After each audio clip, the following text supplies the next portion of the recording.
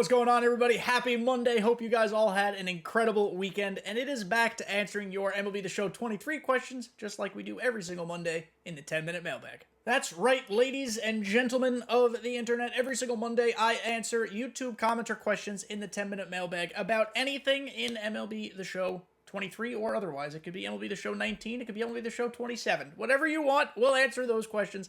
It could be about lineup building, content, players, which swings are, like, you guys can come up with whatever questions you want. I'll do my best to answer them right here. This week, we actually have a mix of questions and some commentary. I like to mix in commentary from time to time.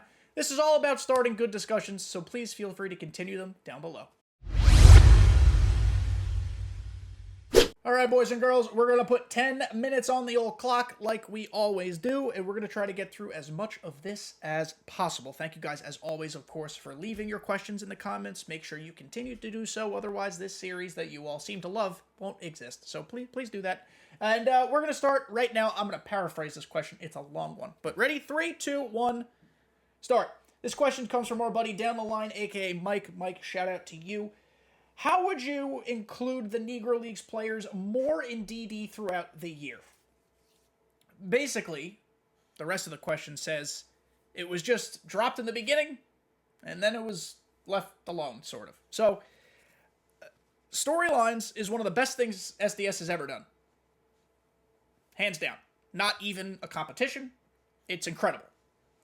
What they did was at the beginning of the game cycle, when the game dropped, you would complete these little videos and moments, which are so incredibly friggin' done, and you'd earn a 90 overall of the player's storyline that you did. Martin Dihigo, for example, being a really cool, fun card who could do a lot of fun stuff. And then,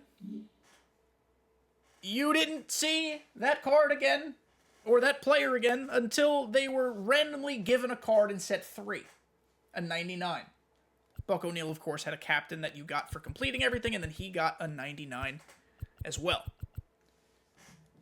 It is a lot more work, but the way I think storylines and handling the Negro Leagues players works best is if you start like this, you get their 90s. In set 3, we have more storylines to get 95s or 97s, and then in set 5, we have more storylines to get their beefy 99s. That's not perfect. We could talk about the structure of it. Maybe just in set 3, you have another set of storylines for their 99s or something like that. Instead of just shadow dropping them in not shadow dropping them, but like randomly dropping them in BR and World Series and stuff like that. Because that's what they did. I'm also kind of curious if, like, are John Donaldson's rights only for this year? Because we're getting 5 new players next year? Or no, it's a 5-year contract. Don't take that seriously. It might not be 5 new players. It might be 8, 10 new players, whatever. Are these guys' rights gone? Are we never having Hilton Smith and Satchel Paige again? Like, I hope we get to keep these guys and then just add to the roster. That would be my hope. I think the best way to make this truly impactful is to do even more storylines. Do even more moments. This was so fun, but I haven't touched it since the middle of April. And, like, that's unfortunate. Because I want more of this. Storylines were great. These were so well produced. They should win awards. I don't know if they've been nominated for any game awards for this specific mode. This mode should win awards. I just want more of it. So, Mike, thank you. And I think we can agree on more storylines, more moments, more videos being best. Next question. Monster Mushy. Why can't we get a Bo Jackson? Best defensive left fielder ever. I don't know if he's actually the best defensive left fielder ever. He very well might be. I think Bo Jackson would be cool. I think Deion Sanders would be cool. I think multi-sport guys would be super dope. This is strictly rumor. I don't know if this is true, but I had heard, again, rumor, not necessarily fact. Fact check me if you can. I had heard that Bo Jackson had some sort of rights thing because he was in a Madden game or something else that it was difficult to get him in this. I don't know if there's exclusivity when it comes to that. It's different sports. It's different titles. It's different companies. I don't know. Again, rumor.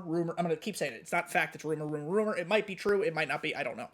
I think Bo Jackson would be fun. I don't know if Bo Jackson I mean, they'd have to juice him to the gills to make him usable with how good all these left fielders are, or outfielders are.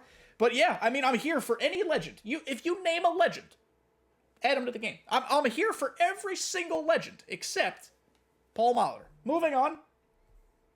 Thank you very much. Next question. I can't click on it. This is from Jack Sinclair. If I'm hitting with Cody Bellinger and I hit a high and in sinker in the spot between top right and middle right of the batter's box from Patrick Corbin, so lefty-lefty, but it's early and 108 off the bat, it shouldn't be foul. Okay, tracking. But if I hit the ball and it's very early and it's 108 off the bat, it should be foul. Am I crazy for thinking that? No, if I'm interpreting this question correctly. I don't know what situation happened to you. I'm assuming you hit an early foul and a very early fair. I have long suggested that, within reason, perfect contact and good contact should be up the middle or the gaps, and then early or late should be the opposite lines, and then very early, very late should be foul across those opposite lines. I think that just makes the most sense, but that's not the way the game works. I guess it's not the way baseball works. Maybe that's me being stupid. But when you talk about ranges of outcomes, they give you a range of outcomes on your swing that somewhat kind of mirrors the field of play. I know pitch selection and all these other things come into play. Hitter type, your vision rating, velocity, I get it. But yeah, the hitting feedback can be frustrating. I would spend less time worrying about the swing feedback and more time focusing on feeling comfortable at the dish. And that's not me knocking your complaint. I think your complaint is valid. I'm just saying the window can be a good indicator of like what your timing is looking like. But at the same time, if your PCI is nowhere near the ball, it doesn't matter what your timing is. You're really not going to do much. I would just focus on being comfortable. But to answer your question, yes. It's a little wonky sometimes. I agree with what you're saying wholeheartedly. It could be annoying. So thank you for your question. This one comes from Pens Fan. Do you find that SDS rigs certain situations when playing online? For example, I consistently play on Hall of Fame, and I may have a 3 to 5 run lead, and it's almost 100% guarantee that my opponent in the 5th or 6th gets the old bloop and a blast to keep the player in the game. So, no. The game, I wholeheartedly think the game is not rigged. We have to keep in mind there are a lot of things that happen in this game, both user-controlled and in the way the game works. First of all, bloop and a blast, yes, of course that's frustrating. It's frustrating if it happens in the 1st, 5th, or 9th. But as the game progresses, your opponent is more likely to get hits off you, especially if you're using the same pitcher. They're going to pick up on patterns. Eventually, you're going to make a mistake. Everybody does. Is it coincidental that it came after a bloop? Probably. Is it a momentum thing? Who knows? Is it a confidence thing? Could be a confidence thing. So that's not rigged. It is unfortunate, but it's not rigged. Secondly, we have to remember that there's not comeback logic in the game, but there are certain cards that have quirks on them that mean they perform better when their team is losing. I don't know what that boost actually entails. I don't know if it's a luck boost. I don't know if it's a contact boost, a vision boost, a power boost. Like, I don't know what the boost is. But there are cards that have... I forgot the name of the quirk. I guess we could try to go find one, like, super fast. I don't want to waste a ton of time here. But there is a quirk that means your player is better when they're losing. Not there. Let's keep looking. Homebody dead. Unfazed. 2 strikes. That's a good one. We're not going to be able to find it. So, situational hitter. That's not it. Rally Monkey. Thank you. Rally Monkey performs better when the team is behind.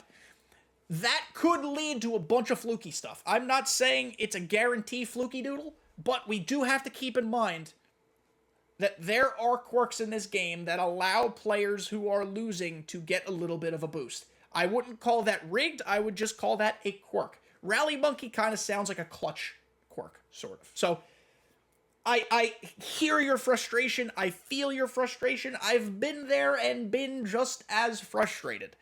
But no, I don't think the game can be rigged. I'm pretty sure that's illegal if it's rigged. I just think we have to, when that happens, this is a statement for everybody, when little bloop and blast shit happens, we have to remember to stay calm, stay level, Don't throw frustration fastballs. Keep sticking to your pitching plan if it's working, because it will keep working, I promise. But Pens fan, thank you. I appreciate it. I hope that doesn't happen to you again. And then from Thomas Ritchie, it's a comment about Willie Mays. They don't forget Willie Mays. And then he edits it. I don't care that you mentioned him 2 minutes after my comment. I refuse to delete my comment. Shout out to the YouTube algorithm. He was talking about how last week we talked about which legends are like kind of forgotten by SDS. But now it looks like on Friday this week, we're getting a Retro Finest Willie Mays. If you look at the calendar directly. Nope, this way. Look, I'm almost pointing. Look, hold on. Right there. Boom. 6 question marks for the first name. That's Willie, Willie. And then Mays, 4 letters, Mays, 4 question marks. I'm pretty sure we're finally going to get the cracked, juicy Willie Mays. I hope he's cracked and juicy. I hope his swing is always going to be crappy, so you need the attributes on Willie Mays to offset the crappy swing. I don't think they forgot about Willie Mays. I think they just held on to this chap for way too effing long. Because he's a card we should have had in like set 4 or 5, probably even sooner. Made worse by the fact that like Incognito Willie Mays was just like not good. Let's look. I know I'm above time right now. I just want to take a look at this for science. I don't even have this card. Like this Willie Mays card stinks. Bad, stinky bad. So SDS, look at me. Here, we're going to zoom in. Look at me. This Willie Mays on Friday better be disgusting. That's going to do it, everybody, for this week's 10-minute mailbag. I hope I answered your questions appropriately. I hope to start conversations on these topics as always. The only way games can get better or the community can grow and be better as a collective is if we have these cool conversations. So let me know what you guys think. Of course, leave comments down below or questions that you need me to answer next week, and I'll do my best to get to them. Thank you all for making it to the end. I hope you guys crush it this week, and I'll see you next time.